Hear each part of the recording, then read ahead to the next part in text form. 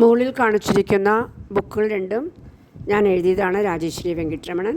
Malayalam short and lower and higher ഡിക്റ്റേഷനും അതിൻ്റെ ഔട്ട്ലൈനും എഴുതിയതാണ്. ആ ബുക്ക് ആവശ്യമുള്ളവർ ഡിസ്ക്രിപ്ഷൻ ബോക്സിൽ എൻ്റെ നമ്പറുണ്ട്, കോൺടാക്റ്റ് ചെയ്താൽ പുസ്തകം സ്പീഡ് പോസ്റ്റിൽ അയച്ചു തരുന്നതാണ്. നോമ്പ് സ്നേഹത്തിൻ്റെയും കരുണയുടെയും കാലം. ആത്മീയ ജീവിതത്തിന് ഉണർവും ബലവുമേകുന്ന പ്രാർത്ഥന, ഉപവാസം, ധർമ്മദാനം എന്നീ വിശുദ്ധ മാർഗത്തിൽ ആയിരിക്കണം നോമ്പുകാലം. കുരിശിൻ്റെ തണലിൽ ഇരുന്ന് യേശുവിൻ്റെ പീഡാനുഭവ, മരണ, ഉദ്ധാന രഹസ്യങ്ങളെക്കുറിച്ച് ധ്യാനിക്കാനും ജീവിതം നവീകരിക്കാനും ഈ പുണ്യകാലം അവസരം നൽകുന്നു.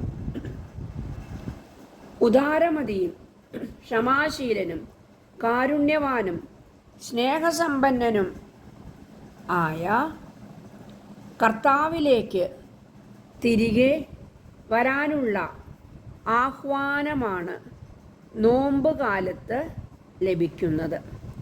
പ്രത്യാശയുടെ വിളക്കും ഏന്തിയാണ് നാം യാത്ര ചെയ്യുന്നത്. നമ്മുടെ ഹൃദയങ്ങൾ ചുറ്റുമുള്ളവരുടെ ഹൃദയങ്ങളോട് ചേർത്ത് വയ്ക്കാൻ കഴിയണം. അവിടുന്ന് നൽകുന്ന പ്രത്യാശയും സമാശ്വാസവും നമ്മുടെ സഹോദരങ്ങൾക്കും പകർന്ന് കൊടുക്കാൻ മനസ്സ് വയ്ക്കണം.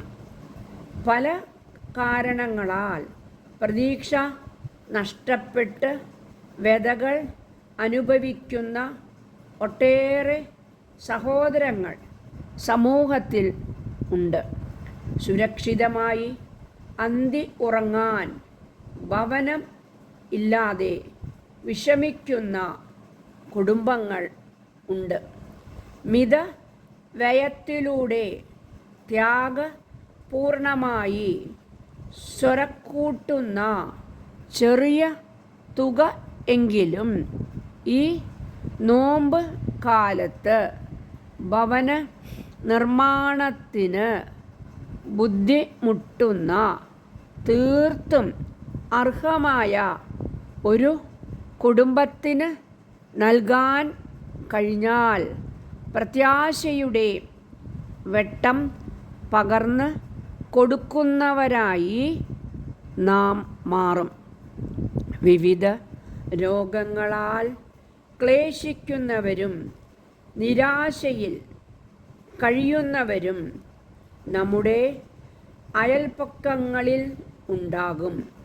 അവരെ സന്ദർശിക്കുവാനും പ്രതീക്ഷയുടെ വാക്കുകൾ പങ്കുവയ്ക്കുവാനും സന്നദ്ധരാകണം.